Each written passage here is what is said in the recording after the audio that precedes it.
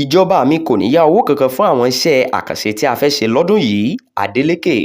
Gómìnà ìpínlẹ̀ Ọ̀ṣun Sẹ́nitọ̀ Adémọ́lá Adeleke ti fi dá àwọn aráàlú lójú pé ìjọba òun kò ní yẹsẹ̀ nínú ìpinnu rẹ̀ láti má ṣe yá owó kankan fún iṣẹ́ àkànṣe tí wọ́n bá ń ṣe.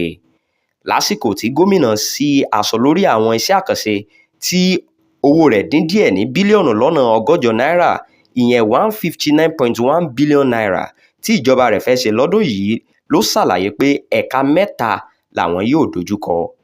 Adeleke sọ síwájú pé ìjọba yóò mójútó ètò ẹ̀kọ́, ètò ìlera àti iṣẹ́ òde, ìyẹn àtúnṣe àwọn ojú ọ̀nà lọ́dún 2025 tí gbogbo rẹ̀ yóò sì láṣeyọrí gẹ́gẹ́ bí ó ṣe ṣẹlẹ̀ lọ́dún 2024.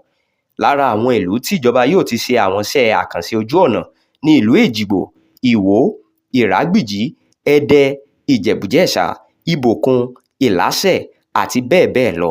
Owó tó sì lé ní bílíọ̀nù lọ́nà ọgọ́rùn-ún náírà ni wọn yóò ná lórí wọn. Ní ti ètò ẹ̀kọ́, ìjọba yóò dé àwọn ìlú bíi Ilé-Ifẹ̀, Ẹdẹ, Ìléṣà, Ìkirè, Ìwó, Ìrágbìjí àti Òṣogbo. Owó tó dín díẹ̀ ní bílíọ̀nù 2 náírà ni wọn yóò ná lé lórí.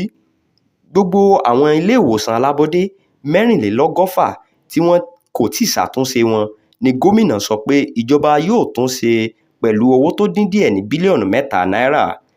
Adeleke tẹ̀síwájú pé kò sí àyè ìná àpà kankan, bẹ́ẹ̀ ni ìjọba yóò mójútó owó tó ń wọlé lábẹ́nú nípasẹ̀ ṣíṣe iṣẹ́ papọ̀ pẹ̀lú àwọn olókoòwò abẹ́lé.